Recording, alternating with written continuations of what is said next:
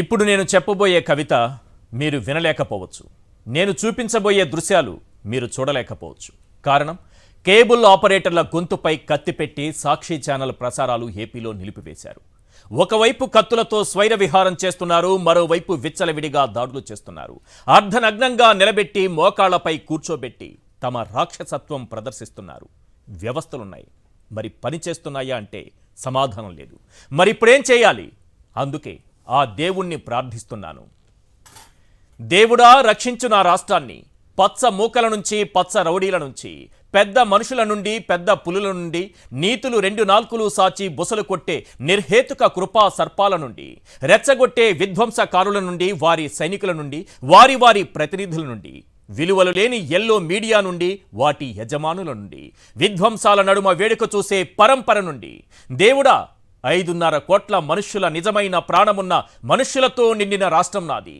రాజకీయ కుట్రలు, ఆందోళనలు, సమస్యలు విరివిగా ఉన్న విచిత్ర సౌధం మాది. కడుపు నిండుగా ఆహారం, గుండె నిండుగా ఆశ్లేషం, బ్రతుకు పొడవునా స్వతంత్రం, కొంచెం పుణ్యం కించిత్ పాపం, కాస్త కన్నీరు మరి కాస్త సంతోషపు తేనీరు. చాలు మాకు తండ్రి, సరదాగా నిజాయితీగా జాలి జాలిగా హాయి హాయిగా బ్రతుకుతాం. మాకీ కక్షలొద్దు, మా చుట్టూ ఈ కటకటాలొద్దు, గొప్పలు గోసాయి చిట్కాలు వద్దు. దేవుడా, రక్షించు నా రాష్ట్రాన్ని. ఆ దేవుడి ముందు ఓ 10 ప్రశ్నలు ఉంచుతున్నాను. మరి సమాధానం వస్తుందో లేదో ఆ దేవుడికే తెలియాలి. Question number 1. పట్ట పగలు నట్ట నడి వీధిలో వైఎస్ఆర్సీపీ నాయకుల్ని కత్తులతో పొడుస్తున్నారు. దేవుడా, ఇదేం ప్రజాస్వామ్యం?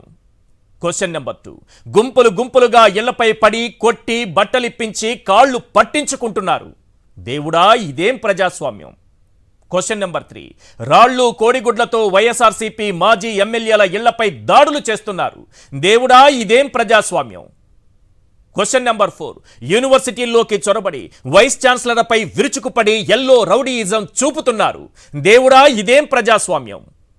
Question number 5. మహిళా వాలంటీర్లను పచ్చి బూతులు తిడుతూ అంతు చూస్తామని హెచ్చరిస్తున్నారు. దేవుడా, ఇదేం ప్రజాస్వామ్యం?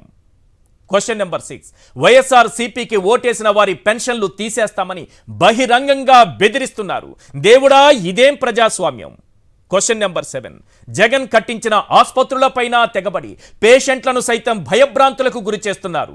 దేవుడా, ఇదేం ప్రజాస్వామ్యం? Question number 8. ఈ దాడులు దౌర్జన్యాలు చూపకుండా సాక్షి ఛానల్పై కక్షగట్టి ఏపీలో ప్రసారాలు ఆపేశారు. దేవుడా, ఇదేం ప్రజాస్వామ్యం?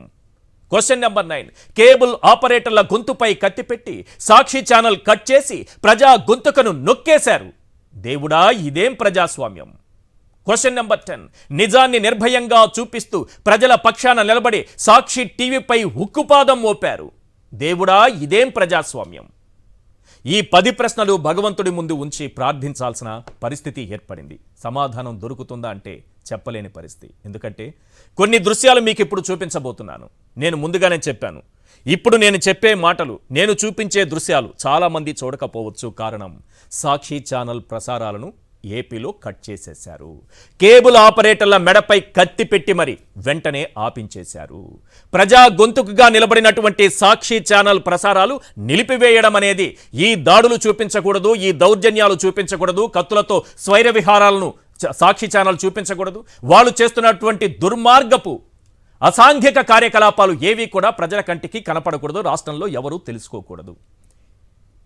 అందుకే సాక్షి ఛానల్ ప్రసారాలను కట్ చేసేటటువంటి కుట్ర. సాక్షి ఛానల్పై ఒక ఉక్కుపాదం. సాక్షి టీవీ పైన ఈ రకమైన కుట్రలు కుతంత్రాలు చేస్తున్నారు. అయినా సరే కొన్ని దృశ్యాలు చూపిస్తున్నాను, చూసేవారు చూడండి, మిగిలిన వారికి చెప్పండి. డిజిటల్ ప్లాట్ఫామ్పై మీకెప్పుడూ సాక్షి టీవీ అందుబాటులోనే ఉంటుంది. యూట్యూబ్లో చూడండి. మీరు టీవీలో చూస్తున్న వాళ్ళు మిగతా వాళ్ళకి కూడా చెప్పండి. ఈ రాష్ట్రంలో ఏం జరుగుతుందో చూపించాల్సినటువంటి బాధ్యత సాక్షి టీవీ పైన ఉంది. అందుకే చూపిస్తున్నాం. ఒక్క దృశ్యాలను మొదలు పెడదాం. గుంటూరులో ఏం జరిగిందో ఒక్కసారి చూపించండి. ఇటువంటి దృశ్యాలు ఎవరికంటా పడకూడదా? ఎవరికి చూపించకూడదా? సాక్షి టీవీ ప్రసారం చేయకూడదా? ప్రసారం చేస్తే రాష్ట్రంలో సాక్షి టీవీ ప్రసారాలు నిలిపివేస్తారా? ఏంటి ప్రజాస్వామ్యం? వైఎస్ఆర్సీపీ నాయకురాలు పాలేటి కృష్ణవేణి భర్త రాజకుమార్ అనుకుంటా, ఆయన్ని ఏ రకంగా అర్ధనగ్నంగా కూర్చోపెట్టి ఇంట్లోకి చొరబడి కొట్టి బట్టలిప్పి కాళ్ళు పట్టించుకుంటున్నారు. పైగా లోకేష్ గారి ఫోటోలు పెట్టుకున్నారు.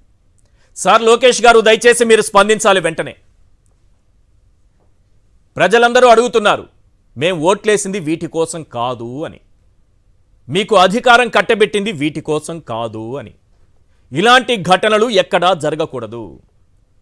వీలైతే ఆయన వాయిస్ కూడా ఒక్కసారి వినిపించండి సార్.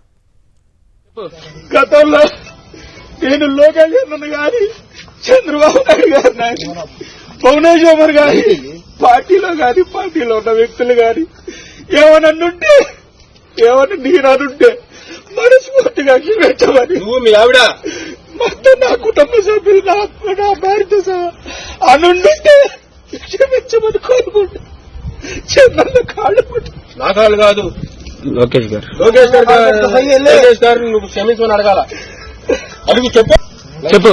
గతంలో నేను లోకేష్ గారి, చంద్రబాబు నాయుడు గారి, భువనేశ్వర్ గారి పార్టీలో ఉన్న వ్యక్తులు గాని ఏమన్నుంటే నేననుంటే మనస్ఫూర్తిగా క్షమించమని నువ్వు మీ ఆవిడ మొత్తం నా కుటుంబ సభ్యులు నా భార్యతో సహా అనుంటే క్షమించమని కోరుకుంటా.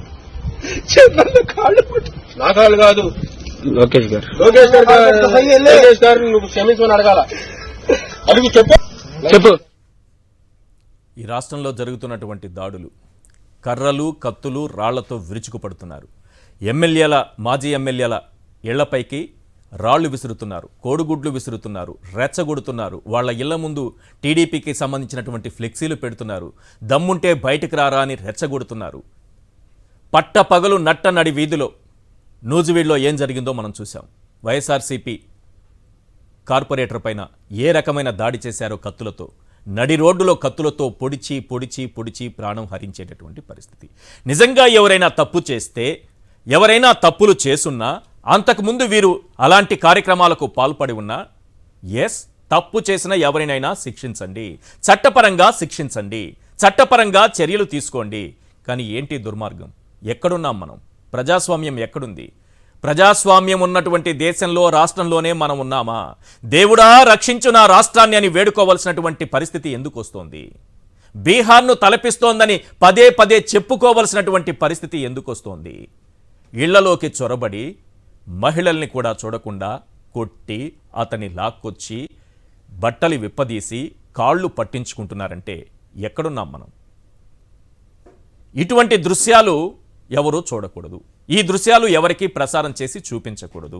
అలా చేస్తే సాక్షి ఛానల్నే రాకుండా చేస్తాం, సాక్షి టీవీనే రాకుండా చేస్తాం. ఈరోజు కేబుల్ ఆపరేటర్లు ఎవ్వరూ కూడా సాక్షి ఛానల్ని ప్రసారం చేయకూడదట.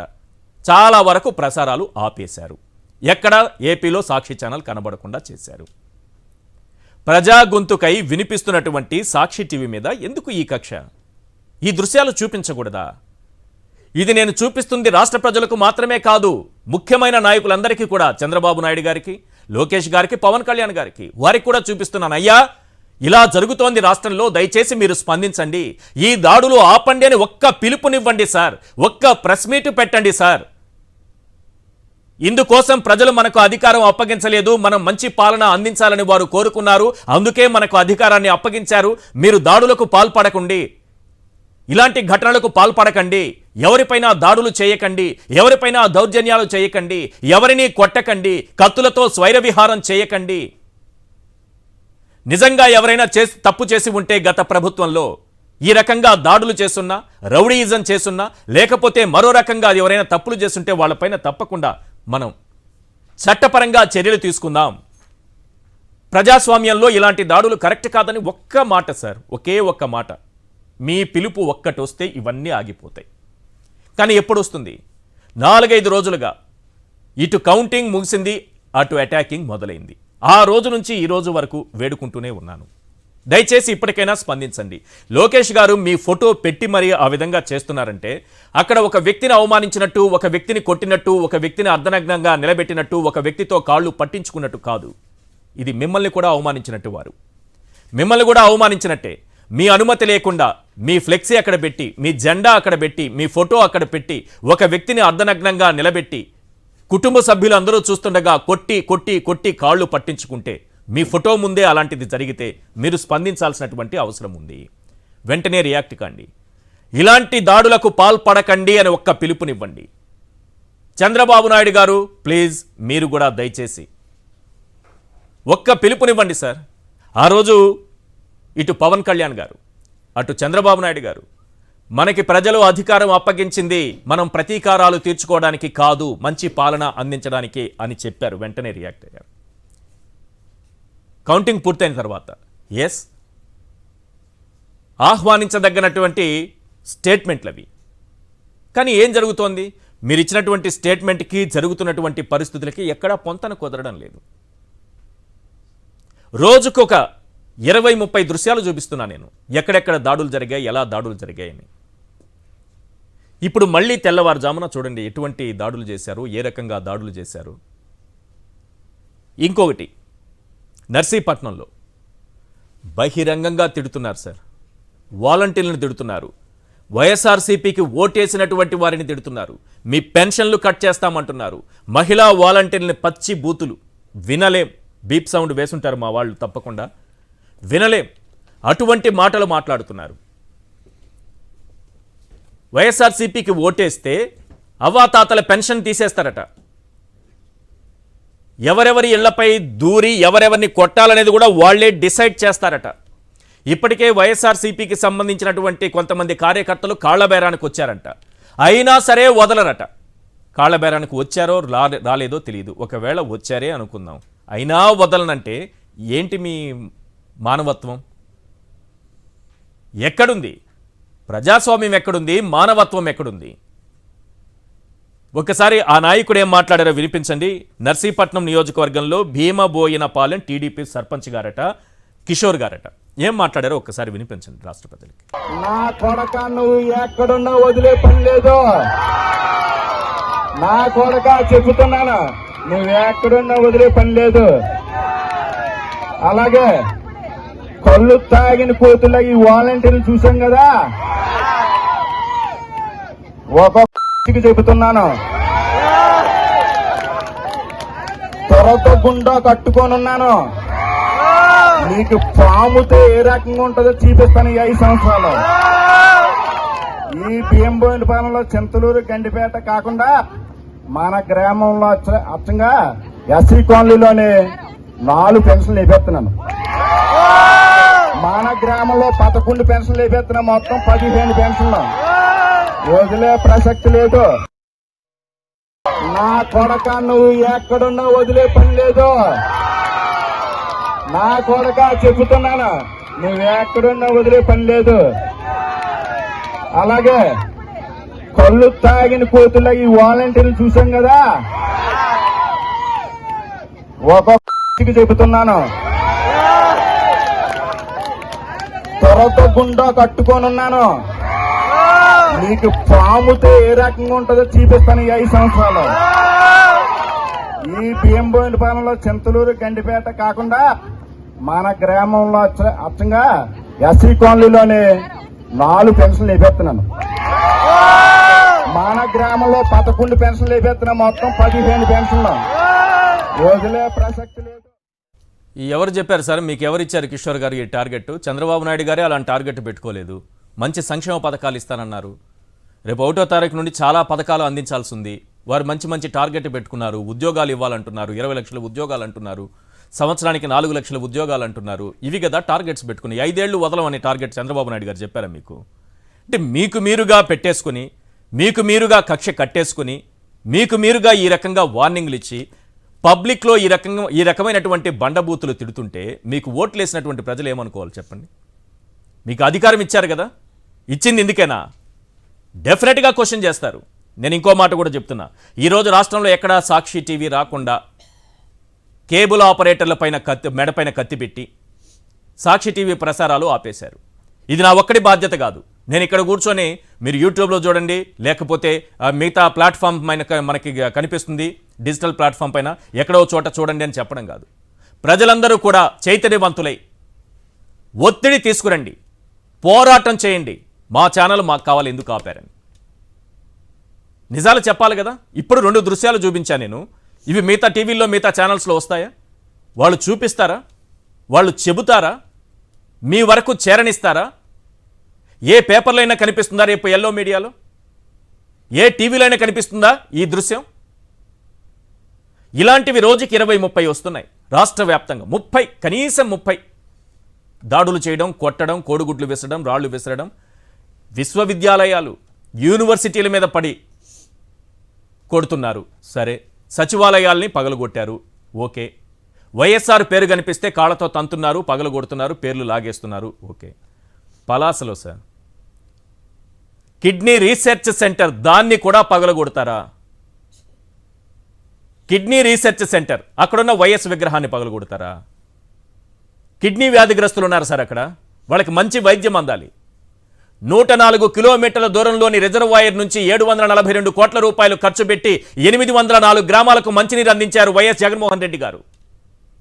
ఆ నీళ్లు తాగుతున్న వాళ్ళు, ఆ వైద్యం పొందుతున్న వాళ్ళు చైతన్యవంతులవ్వండి సార్. ఈ రకమైనటువంటి దాడులు, దుర్మార్గాలకు పాల్పడుతుంటే ఎవరికి వాళ్ళు భయపడి ఉంటే కాదు. వెళ్ళండి, పోలీసులను ఆశ్రయించండి, కోర్టులను ఆశ్రయించండి. ఇలాంటి దృశ్యాలు ప్రసారం చేయకుండా కేబుల్ ఆపరేటర్లపై ఒత్తిడి తెస్తున్నారు. మీరు కేబుల్ ఆపరేటర్లను అడగండి మాకు సాక్షి టీవీ కావాలని. ఎక్కడ ఏ దృశ్యం కనపడకుండా ఈ దాడులు ఈ రకంగా జరుగుతూ పోతే ప్రశ్నించేదెవరు, చూపించేదెవరు? ప్రజలు చైతన్యవంతులయ్యేది ఎప్పుడు? ఇలా దెబ్బలు తింటూ దాక్కొని అక్కడ చూడండి, కేవలం వైఎస్ఆర్సీపీకి ఓటేసినటువంటి అమాయక జనం తలలు పగిలిపోతాయి.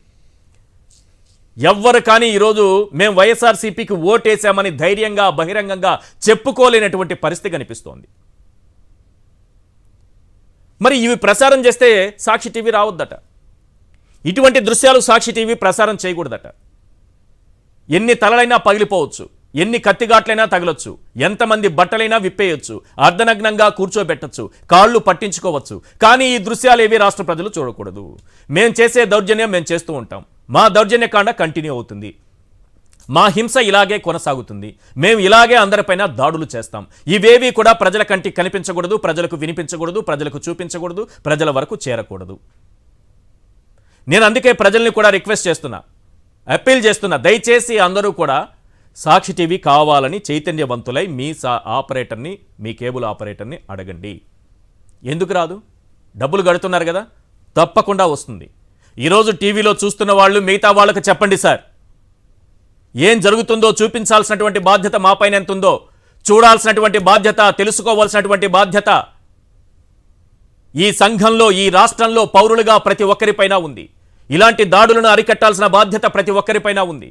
ఒక పోలీసు వ్యవస్థ, ఒక న్యాయ వ్యవస్థ, ఇంకా రకరకాల వ్యవస్థలున్నాయి. కొట్లాడదాం, వెళ్ళి అడుగుదాం, కాళ్ళు పట్టుకుందాం. కనీసం మనకు సపోర్ట్ చేయనప్పుడు కాళ్ళైనా పట్టుకుందాం, కానీ ఈ దురాగతాలను ఆపుదాం. ఇది మనం అందరం చేయాల్సినటువంటి పని. లక్ష్మీపార్వతి గారు, ఇటు కౌంటింగ్ ముగిసింది, అటు అటాకింగ్ మొదలైంది. 4వ తేదీన కౌంటింగ్ ముగిసిన తరువాత 10వ తారీఖు వచ్చాం. 6 రోజులు.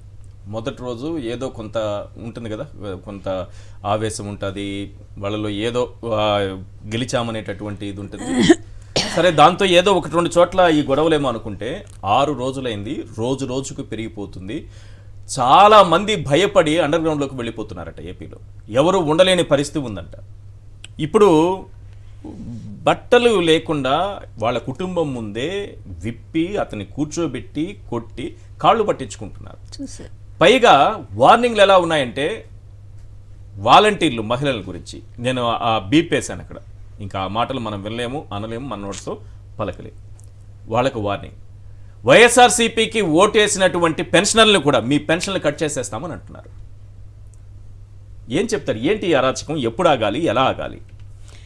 ఏం లేదు, ఆంధ్రప్రదేశ్లో ఒక నిజమైన ప్రజాస్వామ్య వ్యవస్థను చూస్తూ ఉన్నాం ఈరోజు. ఎందుకంటే ప్రజాస్వామ్యానికి ఒక కొత్త అర్థం చెప్పినటువంటి పరిస్థితి ఇప్పుడే చూస్తాం. రాజ్యాంగం అనేక సార్లు మార్చుకున్నారు అనుకుంటాను గతంలో, మార్చుకోవచ్చు, తప్పేం లేదు. ఎందుకంటే ఎప్పుడు ఏ క్లిష్టమైన పరిస్థితి వస్తే అది కూడా ప్రజలకు ఇబ్బంది కలిగితే మారుస్తూ ఉండేవారు, చేర్చటం ఇలా నిబంధనలు చేర్చుకుంటూ. అందువల్ల ఈరోజు చంద్రబాబు గారి కొత్త నిబంధన ఇది అనుకోవాలి. అలాగే బైబిల్లో కూడా కొత్త నిబంధనలు చేరుస్తుంటారు. ఇక్కడ ఆంధ్రప్రదేశ్ బైబిల్లో కూడా అలాగే కొత్త నిబంధనలు చేర్చి మరీ కూడా వాళ్ళ పరిపాలన ఎలా ఉండబోతుందనే దానికి ఒక ఇండికేషన్ లాగా ఈరోజు కనిపిస్తూ ఉంది. ఆయన 9వ తారీఖు ఇది ప్రమాణ స్వీకారం చేస్తానని చెప్పి 12 వరకు పెంచుకున్నారు. అప్పుడే మాకు అర్థమైపోయింది. ఎందుకంటే ఈయన మీరు తన్నండి వాళ్ళని, వీలైతే కొంతమంది నాయకులను చంపేసేయండి. డైరెక్ట్ గా ఆయన ఆదేశాలు ఇచ్చారని మనం చెప్పడానికి కూడా ఏం లేదు. ఒకవేళ జరుగుతున్న దానిపైన కనీసం రియాక్ట్ కావాల్సినటువంటి అవసరం ఉంటుంది. కాదు, మీరు ఓపెన్గా రెడ్ బుక్ పెట్టుకొని నేను అందరి పేర్లు రాసుకుంటున్నాను, మా గవర్నమెంట్ రానియండి, మీ పని పట్టకపోతే చూడండి, పోలీసుల పేర్లతో సహా ఎవరు లోకేషే కదా రాసుకున్నాడు. ఈరోజు లోకేష్ ప్రేరణతోనే కదా, లోకేష్ కాళ్ళకు మొక్కించాడంటే ఎవరి ప్రేరణ వెనక? అందువలన ఇట్లాంటి వ్యవస్థను మాత్రం, ఇంత అప్రజాస్వామ్యాన్ని మనం ఎప్పుడూ చూడలే. నాకు ఈ పరిస్థితి చూస్తే ఒకటే గుర్తొస్తాను, పార్టీ ఓడిపోయినందుకు చాలా బాధపడుతున్నాం, అందరం కూడా బాధపడుతున్నాము దానికి. అయితే ఏంటి ఆ కారణాలు అనేది వెతుక్కునే పరిస్థితిలో ఉన్నప్పుడు ఇలా సామాన్య ప్రజలను వేధించడం అనేది గతంలో నేనెప్పుడూ చూడలే. మరి పెద్దలు ఎప్పుడైనా మరి వీరికి తెలిసేమో, వెంకటరామరెడ్డి గారి ఎప్పుడు ఎన్నో ప్రభుత్వాలు మారినాయి. కాంగ్రెస్ ప్రభుత్వం వచ్చింది, తర్వాత తెలుగుదేశం ప్రభుత్వం, దానికంటే ముందు జనతా పార్టీ ఉంది. 2019లో మీ ప్రభుత్వం వచ్చింది కదా, అప్పుడు ఇలాగే చేశారా? అసలు ఎంత బ్రహ్మాండమైన పరిపాలన అది. కాంగ్రెస్ వాళ్ళు కూడా రోజు గెలిచిన వెంటనే ఈ రకంగా దాడులు ఏమైనా చేశారా? అది పొరపాటున కూడా జరగలేదు ఎప్పుడు కూడా. అది మా ప్రభుత్వమే కాదు, ఇంత కార్పణ్యం ఈ రకమైన కసితో దాడులు ఎందుకు? గతంలో ఒక్క ఇందిరాగాంధీ టైంలో కొంచెం అరాచకాలు అనేది అప్పుడు వచ్చినాయి. ఎందుకంటే ఎమర్జెన్సీ టైంలో వచ్చింది. అప్పుడు దేశం అంతా ఒక అల్లకల్లోలం సృష్టించింది ఆమె. సరే, దానికి మూల్యం ఆమె చెల్లించారు, ఆమె అరెస్ట్ అయ్యారు. తర్వాత అలాంటి పరిస్థితుల్లో కూడా ఆంధ్రప్రదేశ్ ప్రశాంతంగానే ఉంది అప్పుడు కూడా.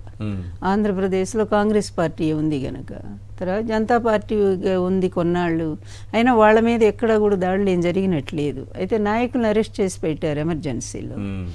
ఈరోజు నాకు ఆంధ్రప్రదేశ్ పరిస్థితి చూస్తే నాకు పాపయ్య శాస్త్రి గారి పద్యాలు గుర్తొస్తున్నాయి.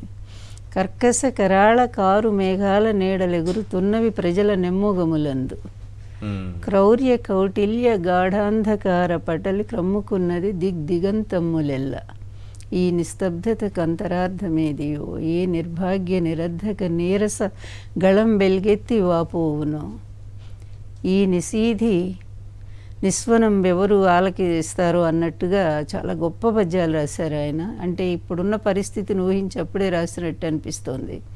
ఆంధ్రప్రదేశ్ ఇప్పుడు ఆ పార్టీ గెలిచామని అనుకుంటున్నారు. రక్షించు నా దేశాన్ని అదే రవీంద్రనాథ్ ఠాగూర్ కూడా అదే అంటే, ఎక్కడ సహనం స్నేహము, ఎక్కడ ధైర్యవంతులైనటువంటి, ఎక్కడ మానవులు ధైర్యంగా విహరించగలుగుతారో, స్వేచ్ఛా స్వాతంత్ర్యాలు వారు అనుభవించగలుగుతారో స్వేచ్ఛగా, అటువంటి స్వేచ్ఛా తీరాల్లోకి నా దేశాన్ని నడిపించు తండ్రి అంటూ రవీంద్రనాథ్ ఠాగూర్ కూడా చెప్తాడు. ఈరోజు అన్నిటికంటే మించింది భారతదేశ ప్రజాస్వామ్య వ్యవస్థ అతిపెద్దది. ప్రపంచ దేశాల్లోనే ఇన్నేళ్లు కూడా మనకున్న సెక్యులరిజం కానీ, ఈ ప్రజాస్వామ్య డెమోక్రసీ కానీ, ఈ రెండు విధానాల వల్ల భారతదేశం అనేది ఇన్ని మతాలు, ఇన్ని జాతులు, ఆయన ద డిస్కవరీ ఆఫ్ ఇండియాలో నెహ్రూ గారు కూడా అదే చెప్తారనమాట. విభిన్నమైనటువంటి జాతులు, మతాలు, కులాలు ఎన్నో ఉన్నాయి నా దేశంలో. ఎంతమంది ఉన్నా కూడా అందరినీ ఒకే ధారగా నడిపిస్తుంది ఏంటి అంటే ఈ పరమత సహనం, శాంతి సహనం. ఈ రెండు సూత్రాలే నా దేశాన్ని అందరినీ కలిపి నడిపిస్తుందని చాలా గొప్ప మాట అంటారు. ద డిస్కవరీ ఆఫ్ ఇండియా, భారతదేశ దర్శనం తెలుగులో దాన్ని. అందువల్ల మహనీయులంతా కూడా ఒక చక్కటి బాట వేసిపోయారు. పెద్దవాళ్ళంతా కూడా కష్టపడి రాజ్యాంగాన్ని నిర్మించారు. దానికి బద్ధులై మీరు పరిపాలించండి. మొన్న ఎలక్షన్స్ చూస్తే ఆంధ్రప్రదేశ్లో రాజ్యాంగ వ్యవస్థలన్నీ కూడా ఎంత నిర్వీర్యమైనయో కళ్ళారా చూసాం మనము. మీకు బిగినింగ్ నుంచి కూడా, ఎందుకంటే చాలా దారుణంగా అప్పటి వరకున్న ఎలక్షన్ కమిషనర్ మారిపోతాడు అప్పటికప్పుడే. సుప్రీంకోర్టు ద్వారా అపాయింట్ చేయబడేటువంటి ఎలక్షన్ కమిషనరు సుప్రీంకోర్టు చేయదు, డైరెక్టు కేంద్ర ప్రభుత్వమే చేస్తుంది, మోడీ గారే చేస్తారు, ఎన్డీఏ గవర్నమెంట్. ఆయన నియమించినటువంటి ఆ ఎలక్షన్ కమిషన్ ఎంత దారుణంగా విఫలమైందో చూసాము. అలాగే ఇక ఈవీఎంల గురించి మనం ఎక్కువ మాట్లాడము, ఎందుకంటే దాని గురించి చాలా ఉంది చెప్పాల్సింది. అందువల్ల వాళ్ళు వచ్చిన రోజు నుంచే వాళ్ళు ఇష్టమైన ప్రతిపక్షాలు ఎవరిని అడిగితే వాళ్ళ పేర్లే ఇస్తారు, వాళ్ళని నియమిస్తారు. మంచి ఆఫీసర్స్, ఆంధ్రప్రదేశ్కి అనేక సార్లు అవార్డులు తీసుకొచ్చినటువంటి పోలీసు డీజీపీ కానీ, లేకపోతే ఎస్పీలు కానీ ఆ పోలీసు వ్యవస్థ అంతా కూడా మార్చేశారు. వీళ్ళకు అనుకూలమైనటువంటి వాళ్ళని పెట్టి అక్కడే ఒక రాజ్యాంగ వ్యవస్థ నిర్మూలనం అయిపోయింది. అక్కడే వ్యవస్థ పక్కదారి పట్టేసింది. నోటిఫికేషన్ వచ్చిన దగ్గర నుంచి వాళ్ళు ఇష్టారాజ్యంగా ప్లానింగ్ ఉందిలేండి. మీరేం చేస్తారు, మీ పార్టీ ఏం చేస్తుంది నాకు అర్థం కాదు. వాళ్ళు వ్యవస్థలు మేనేజ్ చేస్తారు, వాళ్ళని తీసుకొస్తారు, వీళ్ళు తీసుకొస్తారు. అధికారంలో ఉండి మీరు ఇవి నేర్చుకోకపోతే ఎలా? నేర్చుకోవాలంటారా? నేర్చుకోకపోతే ఎలా మేడం? సంక్షేమాలు ఇస్తే గెలుస్తాము, అభివృద్ధి చేస్తే గెలుస్తామంటే ఇప్పుడు మంచి అది కాదు కదా, మీరు ఇవి కూడా నేర్చుకోవాలి. ఇప్పుడు ఒక్కటి ఈశ్వర్ గారు, మనం చరిత్ర అంతా ముందుకెళ్ళి చూస్తే ఒకనాడు జీసస్ మంచి చేద్దామని చాలా ప్రజల్లో ఒక చైతన్యం తీసుకురావడానికి ఆయన ప్రయత్నం చేశారు. ఏం చేశారు? సిలువ వేశారు. అదేవిధంగా సోక్రటీస్ ఆయన ఒక చక్కటి వేదాంతాన్ని సమాజానికి అందించాలని ఆయన ప్రయత్నం చేశారు. విషం ఇచ్చి చంపారు. అలాగే లాస్ట్లో శంకరాచార్య ఒక మూర్ఖంగా బ్రాహ్మణవాదంతో ముందుకు వెళ్ళినా కూడా చివరిలోకి వచ్చేసరికి చండాలోస్తు సతుద్విజోస్తు గురురిత్యేష మనీషా మమ అంటూ ఒక సామాజిక విప్లవం. చండాలుడైనా పర్వాలేదు, అతను కూడా నా గురువుతో సమానంగా అతను జ్ఞానవంతుడైతే అని చెప్పి ఎప్పుడైతే ఆయన ఈ విధంగా కులాలను కలపడానికి ప్రయత్నం చేశాడు, ఆయనకి విషం ఇచ్చి చంపారు. అందువల్ల ఇప్పుడు జగన్ నేర్చుకోవాలి. రాజకీయం చేయడం అంటే ఎలా ఉండాలని నేర్చుకోవాలి. మీరు అధికారంలో ఉన్న వ్యవస్థలు మీ చేతిలో ఉండవు. ఇప్పుడు ఎవరిని నియమించుకోలేరు, ఎవరిని తప్పించలేరు, ఏమీ చేయలేరు. ఈశ్వర్ గారు అంటే అదే బాటలో పోయి ఈ దేశ వ్యవస్థను భ్రష్టు పట్టించమంటారా? భ్రష్టు పట్టించడం కాదు మేడం. మీరు సంక్షేమం చేశారన్నారు కదా, 100% ఎవరైనా చేయలేదని ఎవరైనా చెప్పండి. రాష్ట్రంలో చేశారు, ఇప్పుడు డెవలప్మెంట్ చేశారు కదా, ఎవరైనా చేయలేదని చెప్పమనండి. ఈ పోర్టులు కానీ, లేకపోతే ఈ సచివాలయాలు కానీ, ఆర్బీకేలు కానీ, విలేజ్ క్లినిక్లు కానీ, ఫిష్ ల్యాండ్ సెంటర్లు కానీ, ఫిషింగ్ హార్బర్లు కానీ ఇన్ని కడుతున్నారు కదా. ఇదంతా డెవలప్మెంటే కదా. నేనేమంటున్నానంటే డెవలప్మెంట్ చేశారు, సంక్షేమం ఇచ్చారు. మరి అసలైంది నేర్చుకోకపోతే ఎలా? రాజకీయాన్ని రాజకీయంగానే చేయాలి కదా. అంటే ఏం చేయాలి? మేము కూడా దానికి అలాగే పోవాలా? అడ్డదారిలో పోవాలా? మేడం రాజకీయం ఏం చేయాలో అది చేయండి. పోయి ఇప్పుడు ఎట్లా? ఇప్పుడు వ్యవస్థలు సిగ్గుపడాలి ఈశ్వర్ గారు. నీకు న్యాయ వ్యవస్థ సిగ్గుపడాలి. ఎప్పటి నుంచి నేను పోరాటం చేస్తుంది ఈ వ్యవస్థ మీద. ఏం కాదండి, ఎవరో ఒకడు గట్టిగా మాట్లాడిపోతే ఏదో అంటే అరే పోరాడితే పోయేది ఉంది, బానిస సంఖ్యలు తప్ప అంటాడు ఒక కవి. అందువలన ఎవడో ఒకడు గట్టిగా మేధావులైన వాళ్ళు, ఈ దేశ దురదృష్టం ఏంటంటే మేధావులు అనుకున్న వాళ్ళు ఇప్పుడు ఆంధ్రప్రదేశ్లో ఇన్ని జరుగుతున్నాయండి. వ్యవస్థల్ని మేనేజ్ చేసే ఒక శక్తి అవతల వారికి ఉందనుకోండి, వాళ్ళు మేనేజ్ చేయకుండా అడ్డుకునే శక్తి అయినా మీకు ఉండాలి కదా. నేను అదే అంటున్నా, మిమ్మల్ని కూడా మేనేజ్ చేయమని చెప్పట్లే, వాళ్ళని అడ్డుకునే శక్తి అయినా ఉండాలి కదా. లేకుండా మేము మంచి చేసాము, మంచి మమ్మల్ని గెలిపిస్తుందంటే మంచి కాదు, చేయాల్సిన రాజకీయం చేస్తేనే మన దగ్గర. నేను ఒక్క ఎగ్జాంపుల్ చెప్పనా? నేను గత ముఖ్యమంత్రి దాదాపుగా 360 కోట్లు స్కిల్ స్కామ్ లో దొరికిపోయాడు. దొరికినందుకు మా ప్రభుత్వం ఊరుకుందా? కేసు పెట్టింది, ఏసీబీలో ఎంక్వైరీ జరిగింది, అన్ని ప్రూఫ్స్ దొరికాయి, కేసు రుజువు అయ్యింది, జైల్లో పెట్టారు. పెట్టిన తర్వాత ఎలాంటి జడ్జిమెంట్ వచ్చిందండి? Without conditions bail. ఈయన ఎక్కడికైనా పోవచ్చు, ఏ విదేశమైనా పోవచ్చు, రహస్యంగా ఉండొచ్చు. ఆ రహస్య ప్రదేశంలో ఈవీఎంల మార్పు ఎలా చేయొచ్చు అది కూడా తయారు చేసుకొని రావచ్చు. ఎందుకంటే ట్యాంపరింగ్ ఎట్లా చేయాలి వాళ్ళ దగ్గరే ఉన్నాడు హరిప్రసాద్ అనేవాడు, అతనే చూపించాడు ప్రాక్టికల్గా. సరే, అందువల్ల అట్లాగే ఇక్కడికి వచ్చిన తర్వాత పోలీస్ వ్యవస్థను ఎలా మేనేజ్ చేయొచ్చు. అందువల్ల ఒక మంచి దారిలో పోతున్నటువంటి ప్రభుత్వాన్ని, వ్యవస్థలన్నింటినీ కూడా బాగు చేద్దామని ఒక తపన పడుతున్న ఒక ముఖ్యమంత్రిని, అతన్ని ఓడించడం కోసం ఇన్ని వ్యక్తులు శక్తులు. ఇప్పుడు వీళ్ళెవరో వచ్చారు కదా, ఎవరండి? మేధావి వర్గం, టీడీపీకి అనుకూల మేధావి వర్గం వచ్చారు. నిమ్మగడ్డ రమేష్, జయప్రకాష్ నారాయణ, ఇంకా ఎవరో పెద్దలు కలిశారు. వీళ్ళంతా పెద్దలట, వీళ్ళంతా కూడా మేధావులు. వీళ్ళేంటండి చేసింది? వాలంటీర్ వ్యవస్థను తీసేయాలి. చంద్రబాబు రక్తం వస్తుంది వారికి, మీకోసం కోసుకుంటే రక్తం వచ్చేవాళ్ళు పేర్లు చెప్పండి. ఎందుకండి? మా లాంటి వాళ్ళం చాలా మంది ఉన్నాం మంచి కోసం మేము. ఎందుకంటే మంచి ఎక్కడుంటే అక్కడ ఉండేటువంటి వాళ్ళం మేము కూడా ఉన్నాము. అయితే ఏంటంటే మా బలం చాలటం లేదు. మంచి ఎప్పుడు కూడా చెడు ముందు ఓడిపోతుంది, చెడు ఎప్పుడూ బలంగానే ఉంటుంది. బట్ అది తాత్కాలికమే. బాధ్యత ఇది ఎవరు ఆపుతారు, ఎలా ఆగుతుంది? ఒకవైపు ఏమో గవర్నర్ కంప్లైంట్. ఇప్పుడు ఒకే ఒక ఎగ్జాంపుల్ చెప్తాను. మాయాజోదంలో పాండవులు ఓడించారు కౌరవులు.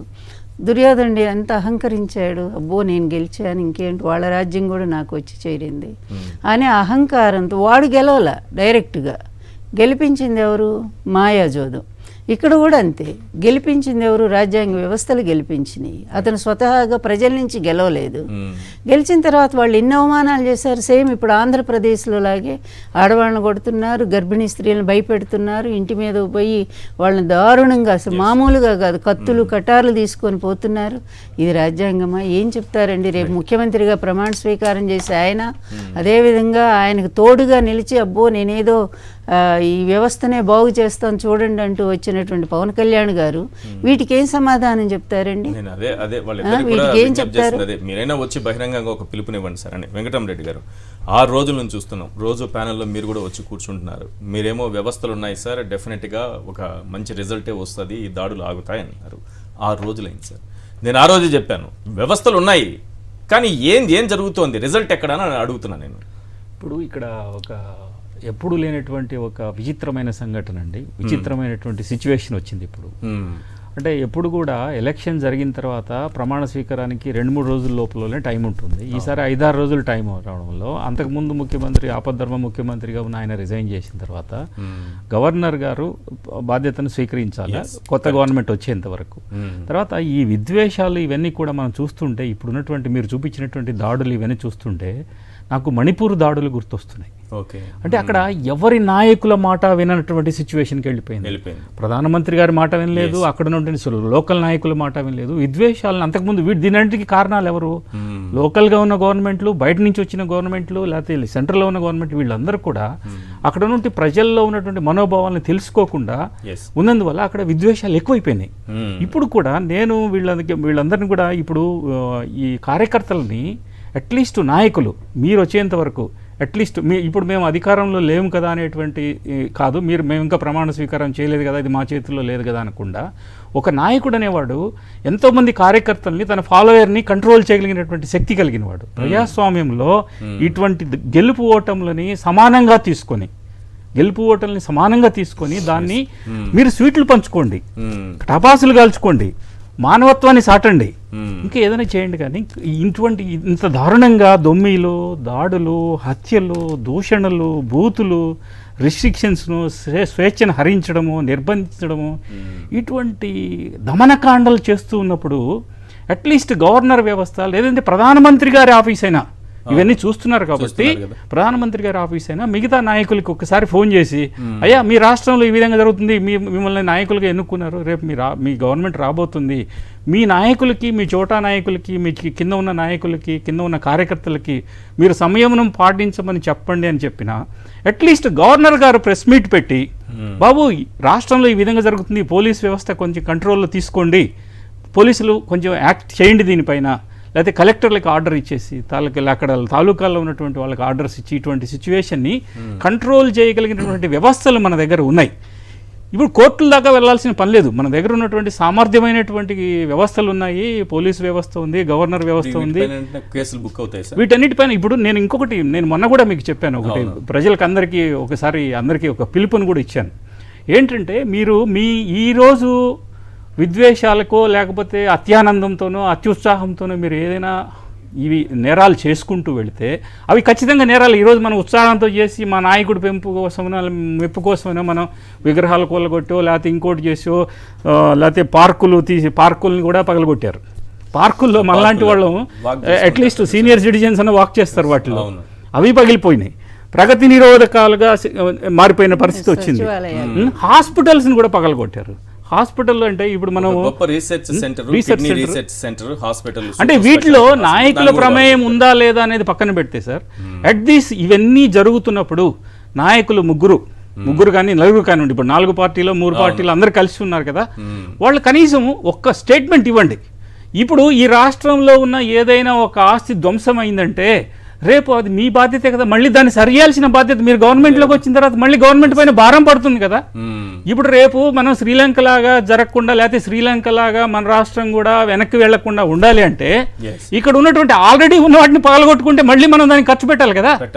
అందువల్ల నాయకులందరికీ నేను రిక్వెస్ట్ చేసేదంటే ఫస్ట్ మీ కార్యకర్తలందరికీ ఏ ఊర్లో వాళ్ళు ఆ ఊర్లోనూ ఎక్కడ చిన్నవాళ్ళైనా పెద్దవాళ్ళైనా వాళ్ళ కార్యకర్తలకి విన్నవించి మీరు దాడులకు దిగొద్దు, మీ సహోదరులని ఒక వీధిలో వాళ్ళు ఇంకొక వీధి పైన, ఒక ఊరి వాళ్ళు ఇంకొక వీధి పైన, ఇది హిస్టీరియా లాగా వ్యాపించిపోయింది, ఒక ఉన్మాదం లాగా వ్యాపించిపోయింది. అంటే ఆ ఊర్లో అది ఒకటి చేశాడు అంటే రెండో ఊర్లో ఇంకా 2 చేయండి, మూడో ఊర్లో 4 చేయండి అనే పరిస్థితికి వచ్చేసింది. నాయకులే ఎంకరేజ్ చేసుకునే పరిస్థితిలో చంద్రబాబు నాయుడు గారు కానివ్వండి, పవన్ కళ్యాణ్ గారు కానివ్వండి, లోకేష్ బాబు కానివ్వండి, ఇంకా పురంధరేశ్వర్ గారు కానివ్వండి, ఇప్పుడు ఇది సమయం ఆసన్నమైంది. మీరందరూ ప్రజలందరికీ, మీ కార్యకర్తలందరికీ విన్నవించి దాడులకు దిగొద్దు, దాడుల కోసం వెళితే మన రాష్ట్ర ఆస్తులు నష్టమవుతాయి, మన సహోదరులతో మనం స్నేహ బాంధవ్యాన్ని కోల్పోతాము, మనము శత్రువులుగా మిగులుతాము, రేపు కోర్టుల చుట్టూ తిరగాలి. మళ్ళీ ఇది పద్దాక మనం బీహార్ అంటున్నాం, బీహార్ ఇప్పుడు బ్రహ్మాండంగా ఉందండి. బీహార్లో ఉన్నంత ఐఏఎస్ ఆఫీసర్లు ఇంకెక్కడ లేరు, ఐఏఎస్ ఐపీఎస్లు, సెంట్రల్ గవర్నమెంట్ ఎంప్లాయీస్ వాళ్ళకి మనకన్నా బ్రహ్మాండంగా ఉన్నారు. అందువల్ల పద్దాక మన నాయకులు కానీ మన వాళ్ళు కానీ బీహార్ అని తీసుకోవడం కూడా కరెక్ట్ కాదు. రేపు మనల్ని ఆంధ్రాని చూపించి ఆంధ్రాలాగా, అరే ఆంధ్రా నుంచి వచ్చావా, ఒరే ఆంధ్ర గుండావా, ఆంధ్ర దొంగవా, లేకపోతే ఆంధ్ర దోపిడీదారుడువా అనేటువంటి పరిస్థితి మనందరికీ మన ఆంధ్రప్రదేశ్ లాగా అయిపోతుంది, ఆంధ్రప్రదేశ్ లాగా అవుతుందని మన ఫ్యూచర్ జనరేషన్ కి, మన పిల్లలకి, మన మనవాళ్ళకి అటువంటి స్థాయి రాకుండా, అరే ఆంధ్ర ఇదివరకు ఆంధ్ర అంటే ఒక గొప్పతనం ఉండేది. ఇప్పటికి కూడా ఢిల్లీలో చాలా మంది నార్త్ ఇండియన్స్ అంతా కూడా మన ఆంధ్ర భవన్కి వచ్చేసి మనం ఇచ్చేటువంటి ఆతిథ్యాన్ని స్వీకరించి మన దగ్గర భోజనం చేసి వెళ్తారండి. మధ్యాహ్నం పూట సీట్లు దొరకవు మీకు ఆంధ్ర భవన్లో. అటువంటి మంచి కల్చర్ ఉన్నటువంటి మనము ఈ దాడులకి, ద్వేషాలకి, అనవసరమైన పగలకి, కార్పణ్యాలకి వెళ్లకుండా మీరందరూ, నేను కార్యకర్తలందరికీ, అన్ని పార్టీల కార్యకర్తలకి నేను విన్నవించేది ఏంటంటే, ఈరోజు ఒక నాయకుడిని నమ్ముకొని మనం వెళ్ళినంత మాత్రాన మనము, మన జనరేషన్స్, మన తల్లిదండ్రులు, మనము, మన పిల్లలు ఇంకొక 10-15 ఏళ్ల పాటు కోర్టుల చుట్టూ తిరగాల్సి వస్తుంది. ఆ రోజు ఏ నాయకుడు మన దగ్గరికి రాడు. అది చెప్పినా వాళ్ళకి అర్థం కావట్లేదు, అది వాళ్ళకి అర్థం కావట్లేదు. సోషల్ మీడియాలో పెడుతున్నారు, మీరు ఒకసారి క్రిమినల్ యాక్టివిటీ వెళ్తే సోషల్ మీడియాలో మళ్ళీ మీరు కార్పణ్యాలకు వెళ్ళినప్పుడు మీ ఎదుటివాడు మళ్ళీ ఏదో ఒక రోజు ఛాన్స్ తీసుకుని మళ్ళీ ఇదివరకటి పాత 20 ఏళ్లకు 30 ఏళ్ల కిందట ఉన్నటువంటి రాయలసీమ ఫ్యాక్షనిజాన్ని రాష్ట్రం మొత్తం వ్యాపింపజేసేటువంటి పరిస్థితి వస్తుంది. అందరి నాయకులు, అందరు కార్యకర్తలు వాటిపైన సంయమనం పాటించి జాగ్రత్తగా ఫ్యూచర్లో మన ఫ్యూచర్ జనరేషన్ కి మనం మంచి రహదారి ఏర్పరచాలని అంటున్నారు. చెప్పాలి. చిన్న ఇంట్రడక్షన్. ఎందుకంటే 2009 వరకు కూడా చాలా ఇట్లాగే ఎన్నో అల్లర్లు జరిగినాయి, హత్యలు కూడా జరిగినాయి. ఫ్యాక్షనిజం చాలా, వైఎస్ రాజశేఖర రెడ్డి గారు వాళ్ళందరినీ కూడా జైలుకు పంపారు, అణిచేశారు. 2014 చంద్రబాబు నాయుడు గారు ముఖ్యమంత్రి అవ్వగానే 2000 మందిని హత్య కేసులు ఉన్న వాళ్ళని కూడా కేసులు కొట్టేయించేశాడు. ఇప్పుడు దీనికి మనం ఏం సమాధానం చెప్తారో చెప్పాలి. సుబ్బరాజు గారు, ఏంటి సార్ పరిస్థితి రాష్ట్రంలో, ఆంధ్రప్రదేశ్లో? ఒకటి జరుగుతున్నటువంటి దాడులు, రెండోది సాక్షి టీవీ ప్రసారాలు ఆపేశారు సార్, 3 రోజులైంది. ఎప్పుడైనా మనకి కొద్దిగా విజ్ఞతతోటి సహేతుకంగా ఆలోచించాలి, వివేచనతో ఆలోచించాలి. ఇందాక మీ మొదలు పెట్టినప్పుడు దేవుడా అని మన రవీంద్రనాథ్ దేవరకొండ బాలగంగాధర గారి కవిత నుంచి ఉటంకిస్తూ కొంత చెప్పారు. ఈ దేశ రాజ్యాంగంలో దేవుడి ప్రస్తావన కానీ, దేవుడి యొక్క దీన్ని కానీ, ఆకాంక్షను కానీ ఎక్కడా వ్యక్తం కాల. ఒకటేంటంటే దేవుడు ఓన్లీ ప్రకృతి విపత్తులో లేకపోతే అట్లాంటి సందర్భంలోనే అదంటారు. దాని తప్పితే ప్రతిదానికి దేవుడి మీదకి అది నెట్టేయటం అనేది మనం అంగీకరించడం. రోజులైంది సార్ ఇప్పటికి. ఈ వెంకటరామరెడ్డి గారు రోజు వస్తున్నారు, రోజు చెప్పుకుంటూనే ఉన్నారు, ఏం చేయాలి ఇంకా? సార్ మీరు చెప్పిందంతా విన్నాం కదా. సో ప్రత్యేకించి ప్రజాస్వామ్యం అంటే ప్రజలే దేవుళ్ళు. ఎన్టీ రామారావు గారు కూడా అదే అనేవారు. ఓకే, సో ఇక్కడ మనము మన యొక్క బాధ్యతగా మనం ఏం చేయాలనే దాని దృష్టిలో నేను 2 చెప్తున్నాను. ఇది కొత్తగా ముందు కీడించి మేడించాలంట. అంటే ముందే మనము అలర్ట్ గా ఉండాలి. వ్యాక్సినేషన్ ఇవన్నీ ఎందుకండి. అట్లాగే ఇది కొత్తగా ఇప్పటికిప్పుడు కళ్ళు తెరవడం వల్ల కూడా అది అమాయకత్వం.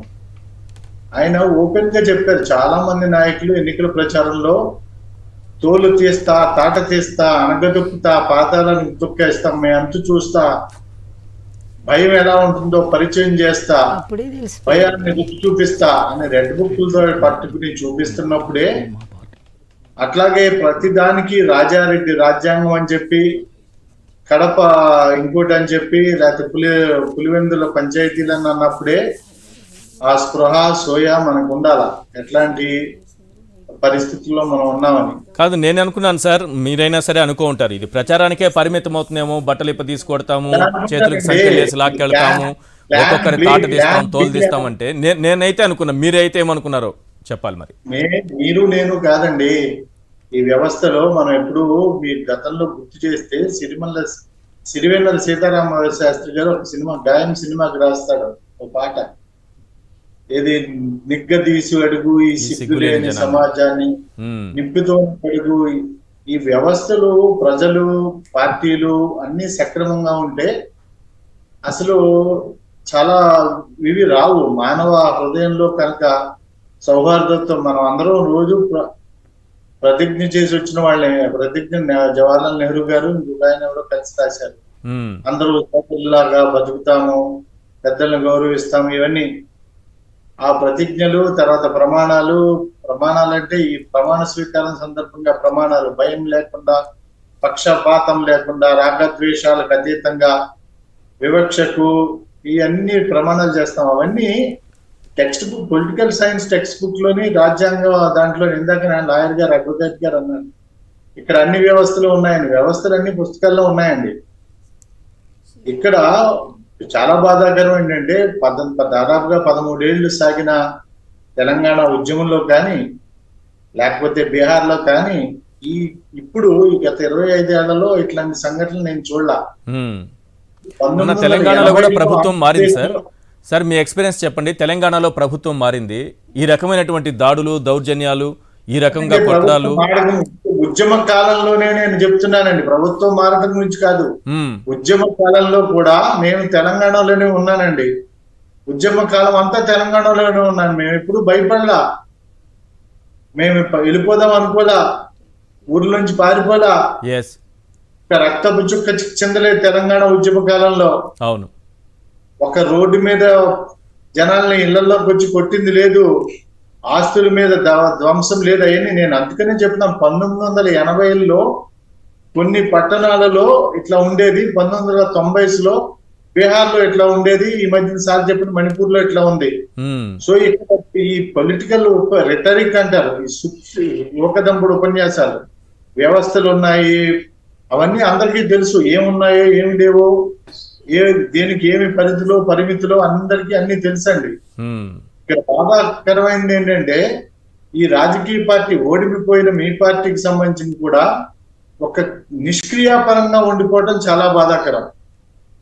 ఆ పార్టీలో కార్యకర్తలు కానీ లేకపోతే నాయకులు కానీ తమలో వారిని సమన్వయం చేసుకుని ఒక వర్చువల్ కాన్ఫరెన్స్ అన్న పెట్టుకుని ఒక కోఆర్డినేషన్ కమిటీ ఏర్పాటు చేసుకోవచ్చు. దాంట్లో 4 ఉపసంఘాలు ఏర్పాటు చేసుకోవచ్చు. ఒకటి న్యాయవాదుల ఉపసంఘం, ఇప్పుడు ఆల్రెడీ అది ఏదో పనిచేస్తాను, మీకు ఏదో లీగల్ సెల్ ఉంది. రెండో ఉపసంఘం శాంతి సంఘం పెట్టుకోవచ్చు. శాంతి అంటే అఖిల పక్షాలతోటి, కనీసం మీ పార్టీతో సయోజితో ఉన్న వామపక్షాలు లేదా దళిత పార్టీలు ఇట్లాంటి వాళ్ళతోటి ఒక శాంతి సంఘాలు పెట్టవచ్చు. 3 మీ అనుభవంలో చెప్పండి సార్, మీ అనుభవంలో చెప్పండి. ఈ కమ్యూనిస్టుల గురించి వాళ్ళు వచ్చి ఇప్పుడు శాంతి ర్యాలీలు చేస్తారా సార్? మీరు చేయాలి మొదటిగా ముందా కాదు సార్, కలిసి వచ్చేవాళ్ళు ఒకరి పేరు చెప్పండి, కలిసి వచ్చేవాళ్ళు ఒకరి పేరు చెప్పండి. నేను రాజశేఖర రెడ్డి గారి విగ్రహం ధ్వంసం అయిపోతుంటే కాదు సార్, కాంగ్రెస్ పార్టీ అధ్యక్షురాలు వైఎస్ రాజశేఖర రెడ్డి గారికి తనయ్య కుమార్తె, ఆమె కూడా స్పందించాలి. నేను స్పందించి చెప్పాను, తల్లి ఎక్కడున్నారు మీరు, ఆ రోజు కొంగు బట్టి అడిగారు కదా, ఈ రోజు నేను దండం పెట్టి అడుగుతున్నాను, మీ తండ్రి గారికి ఎంత అవమానం జరుగుతుంటే ఈ దాడులు ఆపండి ఒక్క స్టేట్మెంట్ ఇవ్వని. అదే కాంగ్రెస్ పార్టీ నుంచి రాలేదు సార్, ఆలస్యంగా ఎప్పుడో మేడం గారు స్పందించారు, అది వేరే విషయం. కాంగ్రెస్ పార్టీ ఎందుకు స్పందించదు? మిగతా పార్టీలు పెట్టండి, పక్కన పెట్టండి. ఈశ్వర్ గారు, నేను అవ్వలేదండి, నేను చెప్పేది మీరు అఖిల పక్షాలు ఎవరు మీతో వస్తారనే ప్రయత్నం మన ఇంటి దగ్గర నుంచి మొదలు కాకుండానే కమ్యూనిస్టులు అంటారు. ఇప్పుడు కమ్యూనిటీ పోలీసింగ్ అని ఒక వ్యవస్థీకృతమైన ఒక పద్ధతి ఉందండి తెలంగాణలో. గత 40 ఏళ్ల నుంచి కమ్యూనిటీ పోలీసింగ్ ఉన్నది. కమ్యూనిటీ పోలీసింగ్ అంటే గల్లీ లెవెల్లో, పంచాయతీ లెవెల్లో, వార్డు లెవెల్లో అక్కడ ఉన్న పెద్దలు అంటే వివిధ సామాజిక వర్గాలు, ప్రజా సంఘాలు, లేదంటే కుల సంఘ నాయకులను కూడా ఒక చోట చేర్చి కమ్యూనిటీ పోలీసింగ్ అంటే వాళ్ళ యొక్క ఆ, సమన్వయంతో ఇక్కడే మనం ఇది ఇట్లా జరుగుతుంది కదా, మనం కూర్చుని మాట్లాడుకుందామని. కూర్చుంటే వచ్చి కొట్టేటట్టున్నారు. ఇదే పరిస్థితి. మీకు అర్థం కావట్లేదు సార్. ఏమంటే దానికి ప్రధానంగా బాధ్యత వహించాల్సింది మీ పార్టీ. ఉమ్, ఇది ఒక రిపర్కషన్. మీరు అర్థం చేసుకోకుండా ప్రతిదానికి ఏమీ లేదంటే దేవుడి మీద దగ్గరికి వెళ్ళండి. ఇక్కడ బాధితుడిని నువ్వు రెచ్చగొట్టినట్టుంది. మీరు బాధితులు ఎవరు సార్? మీకు తెలీదా? మీ కంటికి కనపడట్లేదా బాధితులు ఎవరో? బాధితులు ఎవరో మీ కంటికి కనపడట్లేదా? ఎక్కడున్నారు మీరు? బాధితులు ఎవరో కనపడట్లేదా మీకు? ఈ రోజు ఏ ఒక్కరైనా సరే వైఎస్ఆర్సీపీకి ఓటేసామని ధైర్యంగా బయటకు వచ్చి చెప్పుకోలేని పరిస్థితిలో ఉంటే మీరు బాధ్యత తీసుకోవాలంటే ఎవరు తీసుకుంటారు సార్? కొన్ని వేల మంది పారిపోయి హైదరాబాద్కు వచ్చేశారు. కొన్ని వేల మంది వచ్చారు. మీరు వెళ్ళి మాట్లాడండి. మీరు వెళ్ళి ఒక బాధితుల కుటుంబానికి అండగా నిలబడి ఒక్క స్టేట్మెంట్ ఇవ్వండి. మీరు తిరిగి మళ్ళీ హైదరాబాద్ వస్తారా? మీరు వస్తారా? హైదరాబాద్కి తిరిగి వస్తారా? ఈరోజు గుడివాడకి వెళ్ళండి, గన్నవరం వెళ్ళండి, ఈరోజు మంగళగిరికి వెళ్ళండి. ఎవరు సార్ బయట ధైర్యంగా తిరగలేకున్నారు సార్? దాదాపు 1500 మంది సోషల్ మీడియా యాక్టివిస్టులు అందరూ ఈరోజు అండర్ గ్రౌండ్ లో ఉన్నారు. ఎవరు సమాధానం చెప్తారు దీనికి? మీరు నా మీద దాడి చేయటం. మీ మీద నేను దాడి చేయట్లేదు. మీరు దాడి చేస్తున్న వాళ్ళని వాళ్ళు దాడి చేస్తుంటారు. మనం కుల సంఘాలు పెట్టుకోవాలి, మనం మేధావుల్ని తెచ్చుకోవాలి. ఎప్పుడు వస్తారు సార్? తలలు పగిలిన తర్వాత, ప్రాణాలు పోయిన తర్వాత. అసలు మీ సాక్షి ఛానల్లో ఆ మేధావుల దగ్గరికి ఒక్కరి దగ్గరికన్నా మీ విషయంలో ఎవరు మేధావులు చెప్పండి. మేధావులు ఎవరు అంటున్నా? ఈ రోజు మేధావులు నిజంగా ఉండుంటే ఈ పరిస్థితి ఉండదు సార్. మేధావులకు ఒకటి చెప్పాల్సిన పని లేదు. మేధావని వాడిని ఎందుకు అంటారంటే వాడే మేధస్సుతో ఆలోచిస్తాడు కాబట్టి. ఎవడో చెప్తే వచ్చి కదిలేవాడు మేధస్సు, వాడు ఒక మేధావే. ఇప్పుడు ఎలా మేధావి అవుతాడు? నేను చెప్పాలి, మీరు చెప్పాలా? నేను చెప్తే మీరు చెప్తే మేధావి వచ్చి మాట్లాడతాడా? ఇప్పుడు తమిళనాడులో కూడా ప్రాంతీయ పార్టీలు ఉన్నాయండి. గత 40 దయచేసి ఒక్క నిమిషం ఉండండి సార్. ఇలాంటి నీతి కథలు మేడం గారు చెప్పారు. నీతి కథలు, వేదాంతాలు ఇవి చెప్పుకోవాల్సిన పరిస్థితి ఉంది ఇప్పుడు రాష్ట్రంలో. కాదండి, మీరు దేవుణ్ణి ప్రార్థిస్తూ కూర్చోండి. ఇక్కడ నేను జరిగేది జరగబోయేది చెప్తూ ఉంటే మీరు ప్రయత్నించండి. అది మీరు చెప్పేది ఎలా ఉందంటే పోయే ప్రాణాలు పోతుంటే నేను వ్యవస్థల్ని స్పందించమంటున్నా. మీరు ఎందుకు అడగరు చంద్రబాబు నాయుడు గారిని? ఒక స్టేట్మెంట్ ఇవ్వండి సార్ అని ఎందుకు అడగరు? ఒక పవన్ కళ్యాణ్ గారిని ఎందుకు అడగరు? నేను దండం పెట్టి అడుగుతున్నాను కదా. నేను వారం రోజుల నుంచి చేతులు జోడించి అడుక్కుంటున్నాను కదా సార్. ఒక స్టేట్మెంట్ ఇస్తే ఆగిపోతుంది. ఈ రోజు గవర్నర్ చేతిలో ఉందా, లేకపోతే మీరు ముఖ్యమంత్రిగా ప్రమాణం చేసేంత వరకు మీ చేతిలో ఉందా? ఎవరి చేతిలో వ్యవస్థలు ఉన్నాయో అర్థం కాని పరిస్థితిలో ఈ రాష్ట్రం ఉంది. ఇక్కడ దాడులు జరుగుతున్నాయి, తలలు పగులుతున్నాయి, కత్తిపోట్లు వస్తున్నాయి, బట్టలు లేకుండా కూర్చోబెడుతున్నారు. వందలాది మంది, వేలాది మంది అండర్ గ్రౌండ్ లోకి పారిపోయారు. ఒక మాజీ ఎమ్మెల్యే రోడ్డుపైకి ధైర్యంగా రాలేకపోతున్నాడు. ఇప్పుడు మనం కుల సంఘాలని, మేధావుల్ని, కమ్యూనిస్టుల్ని, కాంగ్రెస్ పార్టీని వీళ్ళు ఎప్పుడు సార్ వచ్చారు? కంటికి కనపడట్లేదా వాళ్ళకి ఒకరు చెప్పాలా? మేధావులకు ఒకరు చెప్తే మేధస్సు అప్పుడు వెలుగుతుందా? ఇప్పుడు అలా అలాంటి మేధావులు మనకెందుకు సార్? రైట్, ముందుగా మేధావులంతా రండి, ఒక ప్రెస్ మీట్ పెట్టండి.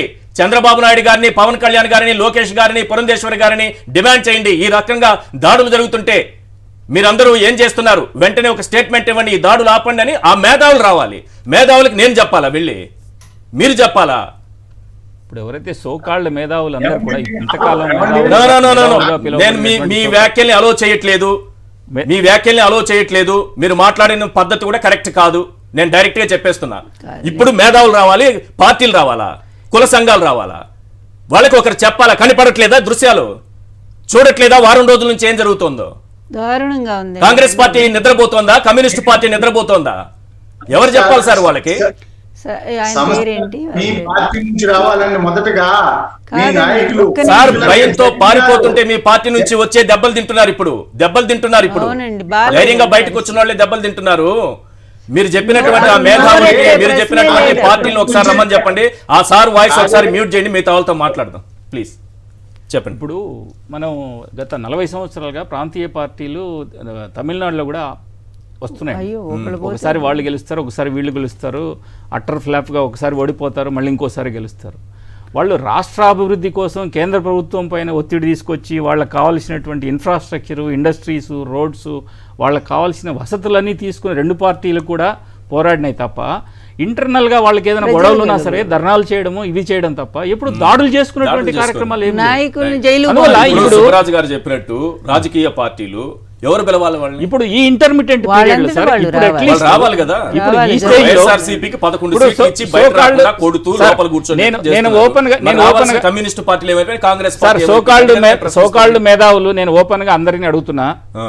లక్ష్మీనారాయణ గారు ఐపీఎస్ లక్ష్మీనారాయణ గారి దగ్గర నుంచి రైట్ జయప్రకాష్ నారాయణ గారి దగ్గర నుంచి శ్రీనివాసరావు గారి దగ్గర నుంచి ఇంకెవరెవరైతే మేధావులుగా మనం అందరం గుర్తించామో అట్లీస్ట్ వాళ్ళైనా ఇప్పుడు ఈ స్టేజ్ లో వచ్చేసి రాష్ట్ర ప్రజలారా మీరు దాడులు ఆపండి, దాడులు ఆపితే మంచిది, మీ నాయకులు మంచి వాళ్ళేను మనం చెప్పాలంటున్నారే.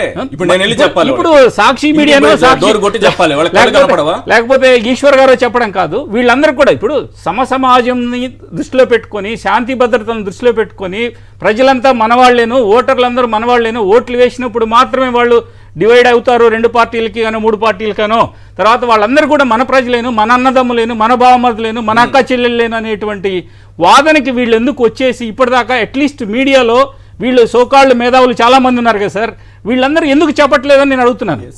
ఇప్పుడు మనందరం వాళ్ళని గుర్తించాం, వీళ్ళు మా స్టేట్లో ఈయన గొప్పవాడు, ఈయన సీనియర్ ఐఏఎస్ ఆఫీసర్ రిటైర్, ఈయన సీనియర్ ఐపీఎస్ ఆఫీసర్ రిటైర్, వీళ్ళందరూ పార్టీలు కూడా పెట్టారు. పెట్టినప్పుడు అట్లీస్ట్ వీళ్ళు ఎందుకు మౌనంగా ఉంటున్నారు? అయిపోయాయి కదా చంద్రబాబు. వీళ్ళు మౌనంగా ఉండొద్దు అని చెప్పి నేను జయప్రకాష్ నారాయణ గారికి అట్లీస్ట్ ఒక స్టేట్మెంట్ ఇవ్వమంటున్నాను. ఒక కాల్ చేయండి మీరందరూ, లక్ష్మీనారాయణ గారు కాల్ చేయండి, జయప్రకాష్ నారాయణ కాల్ చేయండి, శ్రీనివాసరావు గారు, వీళ్ళందరూ కూడా రోజు టీవీల్లో చర్చల్లో వస్తున్నారు. నిమ్మగడ్డ రమేష్ గారు రండి, మీరు ఒక స్టేట్మెంట్ ఇవ్వండి. సుబ్బరాజు గారు ఏదో చెప్తున్నారు, ఫైనల్ గా ఒకసారి వారేదో మాట్లాడు. సుబ్బరాజు గారు ప్లీజ్. మీరు కాల్ చేసి ఒక మీడియా సంస్థగా మీ నుంచి మీ బ్యూరో వాళ్ళు కాల్ చేసి సార్ దీని పట్ల మీరు అన్నిటికీ అడుగుతారు కదా సార్, మీకు కాల్ చేయడం అడుగుతాను సార్. కష్టమైంది నచ్చండి. అడుగుతాను. లైవ్ లో కాల్ చేయండి. ఇప్పుడే రిజల్ట్ మీరు లైవ్ చూడొచ్చు. నుంచే మీకోసం కాల్ చేయండి. వాళ్ళ మీకోసం రెస్పాన్స్ ఎలా మీకోసం జేపీ గారిని అడుగుతా, నిమ్మగడ్డ రమేష్ గారిని అడుగుతా, లక్ష్మీనారాయణ. జేడి లక్ష్మీనారాయణ గారిని అడుగుతా, నిజంగానే అడుగుతాను. అడగండి, ఫోన్ ఇప్పుడు చేసి అడగండి. ఈ డిబేట్ ద్వారా అడగడం కూడా ఇది కూడా ఒక వేదిక కదా అడగడం. అంతే. చూద్దాం వాళ్ళు ఏం రియాక్ట్ అవుతారు. Right, thank you sir. ఒకటండి. చర్చలో మీరు కంక్లూడ్ చేయండి మేడం, సమయం మించి. ఒకే ఒక మాట. ఒక్కటండి, ఈ కమ్యూనిస్టులు ఎప్పటి నుంచి, ఇప్పుడు ఆశ్చర్యం ఏంటంటే బీజేపీ గెలుస్తుంది, కాంగ్రెస్ గెలుస్తుంది, కమ్యూనిస్టులు గెలుస్తారు. అసలు ఎక్కడ సిద్ధాంతం ఉంది ఇక్కడ ఆంధ్రప్రదేశ్లో? రైట్. సిద్ధాంతాలన్నీ కూడా పక్కదారిని పట్టించి వాళ్ళ మొదటి నుంచి కూడా ఈ విధంగా ప్రవర్తిస్తున్నటువంటి ఈ పార్టీలు ఏదో న్యాయం చేస్తాను. కానీ ఒక్కటండి, మా పార్టీ ఇప్పటికే చాలా నిర్ణయాలు తీసుకుంది. ఎందుకంటే ఎక్కడికక్కడ లాయర్ని అపాయింట్ చేసింది, లాయర్ కమిటీలు వేశారు. అక్కడ అదే విధంగా పార్టీ వ్యక్తులతో కూడా కమిటీలు వేశారండి. ఎవరికి కూడా ఒకసారి ఆ మేధావులు ఎవరెవరు ఉన్నారు, వాళ్ళు మేధావుల కారణం మర్చిపోయి ఉంటారు. వాళ్ళు ఆ మేధావుల పేర్లు గుర్తు చేసుకుని ఒక లిస్ట్ తయారు చేసుకుని మేధావుల్ని మేల్కొల్పండి. చూద్దాం అప్పుడైనా సుబ్బరాజు గారు సలహా ఇచ్చినట్టు చూద్దాం, అప్పుడైనా మేధావులు బయటకు వస్తారేమో. థ్యాంక్ యూ మేడం, చర్చలో పాల్గొన్నందుకు లక్ష్మీపార్వతి గారు, వెంకటరామరెడ్డి గారు, సుబ్బరాజు గారు. Thank you sir. ఇవాళ చర్చలో పాల్గొన్నందుకు. ఇది ఇవాళ చర్చా కార్యక్రమం. చూస్తూనే ఉండండి సాక్షి టీవీ.